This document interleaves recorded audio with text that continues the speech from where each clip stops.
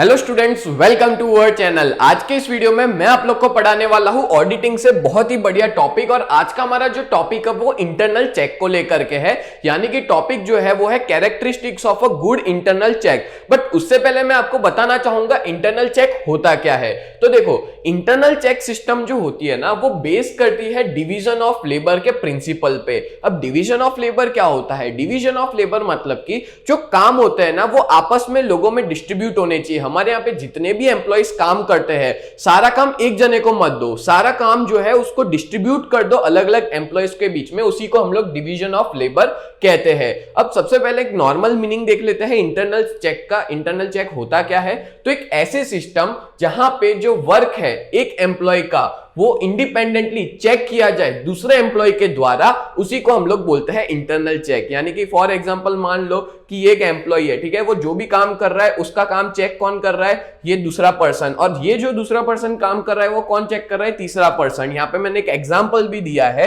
ये voucher preparation process है, जहां पे एक जन वाउचर प्रिपेयर करता है, दूसरा उस वाउचर को रिव्यू करता है और उस वाउचर को अप्रूव करने वाला तीसरा होता है। जिससे क्या होता है, कोई भी तरह का फ्रॉड्स और एरर नहीं हो पाता, क्योंकि एक एम्प्लॉय का काम दूसरा एम्प्लॉय क्या करता है? चेक करता है। उसी को हम लोग क्या कहते हैं? इंटरनल चेक कहते हैं।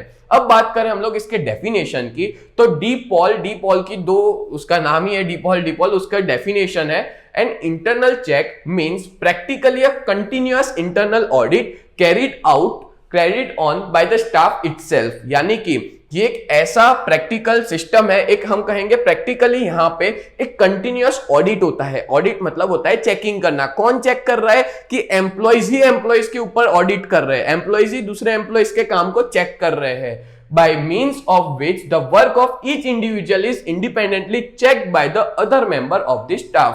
यानी कि एक एम्प्लॉय का काम दूसरा मेंबर जो है या जो दूसरा स्टाफ है वो उसको क्या कर रहा है? एक एम्प्लॉय का काम दूसरा एम्प्लॉय चेक कर रहा है। उसी को हम लोग क्या कहते हैं? इंटरनल चेक कहते हैं। क्लियर हो गया इंटरनल चेक क्या होता है? अब आगे अपने बढ़े तो आपको मैं बता दूं कि हमारा जो बीकॉम सेम 4 की बैच है ना, जिसमें हम आपको 4 सब्जेक्ट पढ़ाएंगे, कॉस्ट अकाउंट, स्टैटिस्टिक, टैक्सेशन और ऑडिटिंग। और बहुत बढ़िया है, ये चारों 4 सब्जेक्ट के बहुत अच्छे फैकल्टीज है, बहुत अच्छी तरह से पढ़ाते हैं। तो जरूर आप लोग हमारी बैच को ज्वाइन करो। और बहुत ही नॉमिनल चार्ज है 2399। और इतना बेस्ट कंटेंट जो है वो हम ही प्रोवाइड करते हैं। तो दैट्स व्हाई आप हमारे बैच में ज्वाइन हो जाओ। हमारे प्ले स्टोर पे ऐप है, ऐप स्टोर पे भी ऐप है, तो वहां से डाउनलोड करके ज्वाइन हो सकते हो। और कोई क्वेरी हो तो इस नंबर पे कांटेक्ट कर सकते हो। नेक्स्ट आगे बात करें तो characteristics of a goods internal check, यानी कि जो गुड इंटरनल चेक है, यहां पे गुड्स नहीं आएगा, गुड आएगा।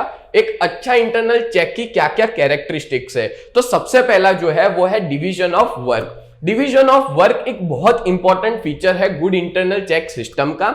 गुड इंटरनल चेक सिस्टम कब अच्छा माना जाएगा? तभी जब उसमें डिवीजन ऑफ वर्क हो। अब डिवीजन ऑफ वर्क जो होता है वो कैसे होता है? तो यहां पे हम लोग जो है वो वर्क का अलोकेशन कर देंगे, जो राइट्स और रिस्पॉन्सिबिलिटी है वो भी आपस में बैलेंस किया जाएगा, और जो वर्क है उसको डिवाइड कर देंगे एम्प्लॉइज के बीच में। अब यहाँ पे जो भी वर्क हम एम्प्लॉइज को दे रहे हैं वो उनके लेवल ऑफ इंटेलिजेंस के हिसाब से देंगे, उनकी लाइक्स और डिसलाइक के हिसाब से। अलग अलग एम्प्लॉइज का जो लाइक डिसलाइक है उसको ध्यान में रखा जाएगा, और उस बेसिस पे हम उनको क्या करेंगे? वर्क को अलॉट करेंगे, जिसकी वजह से वो जो भी काम करेंगे ना वो बहुत ही इफेक्टिव मैनर में कर पाएंगे। इफेक्टिव मैनर यानी कि बहुत अच्छे से वो अपने काम को परफॉर्म कर पाएंगे। तो ये इसकी सबसे पहली कैरेक्टरिस्टिक्स थी, डिवीजन ऑफ वर्क। दूसरी कैरेक्टरिस्टिक्स के ऊपर बढ़ते हैं, वो है डिपेंडेंस। यहां पे दिया है each item of work should be allocated that no individual employee is allowed to handle all aspects of a single transaction. इसका मतलब ये होता है कि एक ही ट्रांजैक्शन जो होता है, मतलब देखो एक ही एम्प्लॉय को बहुत सारे ट्रांजैक्शन मत दो हैंडल करने के लिए, या एक ही एम्प्लॉय को सारे ट्रांजैक्शन मत दो।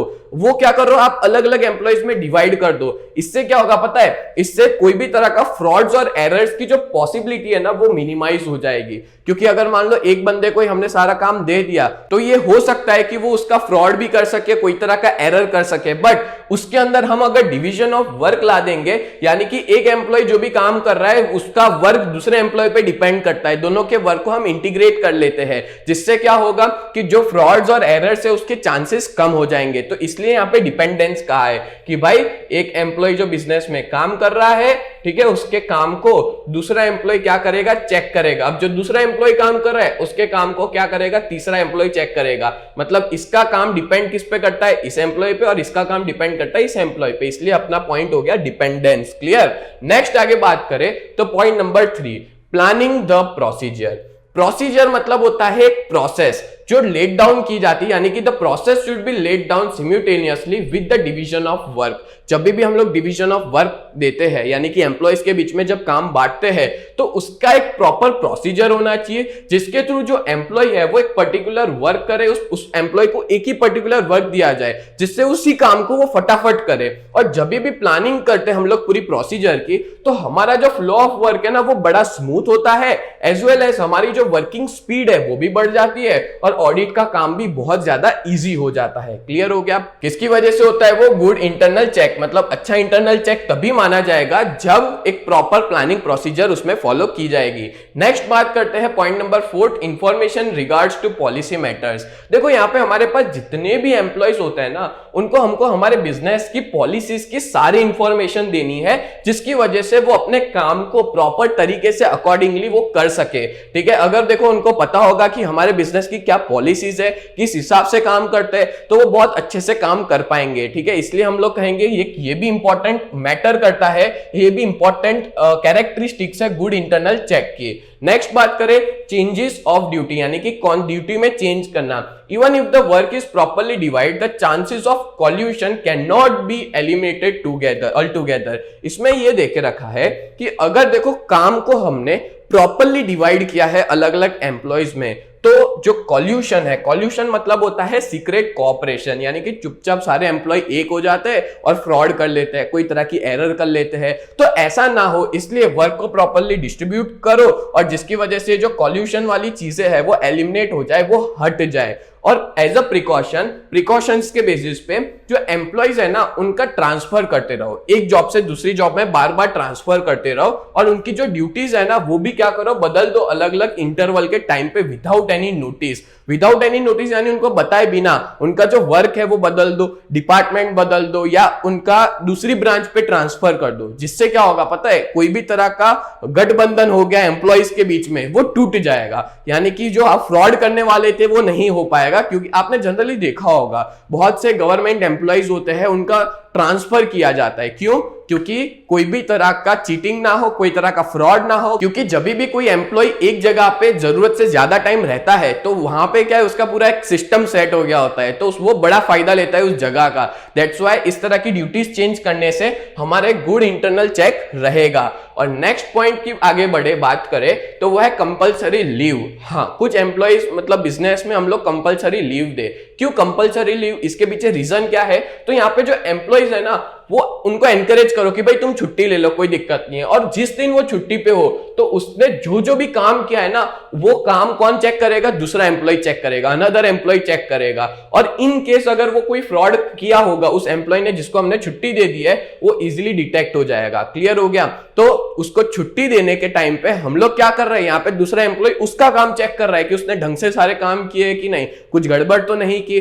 तो इस तरह से गुड इंटरनल चेक तभी बन पाएगा जब हम एम्प्लॉय को लीव देंगे और उस टाइम पे दूसरा एम्प्लॉय उसके काम को चेक करेगा। नेक्स्ट आगे बात करें पॉइंट नंबर 7, सिक्योरिटी डिपॉजिट। अब देखो सिक्योरिटी डिपॉजिट मतलब क्या होता है? तो जो भी पर्सन हमारे यहाँ पे काम करता है, से फॉर एग्जांपल अगर उसको हमने पोस्ट दी है कैशियर की, या वो स्टोर कीपर है, या वो अकाउंटेंट है, ठीक है, तो उनको ना एक सिक्योरिटी डिपॉजिट, मतलब सिक्योरिटी डिपॉजिट मतलब एक सिंपल चीज समझाता हूं। मान लो हम उनको जो सैलरी दे रहे हैं, ठीक है, से फॉर एग्जांपल उसको 20,000 सैलरी दे रहे हैं, तो हर महीने 1,000 रुपए सिक्योरिटी डिपॉजिट रख दो। मतलब बोलने का कि भाई अगर तू जिस दिन छोड़ेगा हमारे यहां से तो उस टाइम पे हम तेरे को वो पैसे जो हमने लिए हैं वो विद इंटरेस्ट तुमको वापस लौटा देंगे।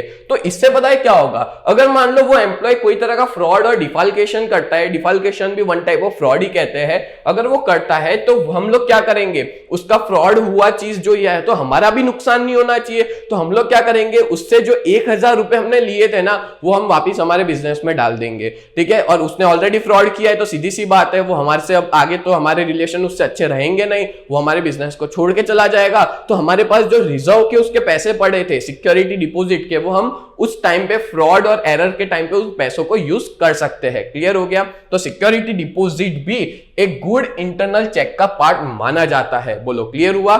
नेक्स्ट आगे बढ़ते हैं, point number 8, depositing cash in bank. यहां पे ये कहा गया है कि गुड चेक, इंटरनल चेक तभी हो पाएगा जब देखो कुछ बिजनेस ना कैश में डीलिंग्स ज्यादा करते हैं, तो उनको ना ये एडवाइजेबल है कि हर रोज वो क्या करे, बैंक में जाए और डेली बेसिस पे उन कैश को बैंक में जमा करा दे, जिससे क्या है रेगुलरली पता चले कि बिजनेस में कितना कैश आ रहा है कितना जा रहा है, ठीक है। नो डाउट कैश का पूरा बिजनेस है, बट एवरीडे बैंक में क्या करे, जाके पैसा डिपॉजिट करवाए। As far as practicals payment should be made by cheque only, और कैश आ रहा है वो बैंक में डाल रहे हैं और कोई भी तरह का पेमेंट जो है वो हम लोग किस में कर रहे हैं, चेक में कर रहे हैं। तो जिससे कोई भी तरह का फ्रॉड होता है, कुछ भी होता है तो तुरंत पता चल जाएगा बैंक की एंट्री चेक करके, ठीक है। तो तभी जाके हमारा एक गुड इंटरनल चेक सिस्टम बनेगा। तो दोस्तों इस तरह से यहां पे मैंने टोटल 8 कैरेक्टरिस्टिक समझाई है गुड इंटरनल चेक की। तो उम्मीद करता हूं ये पूरा वीडियो आपको बहुत अच्छे से समझ में आया होगा। ऐसे ही वीडियोस देखने के लिए आप लोग हमारे चैनल को सब्सक्राइब करें। तो मिलते हैं नेक्स्ट वीडियो में, तब तक के लिए bye and thank you so much.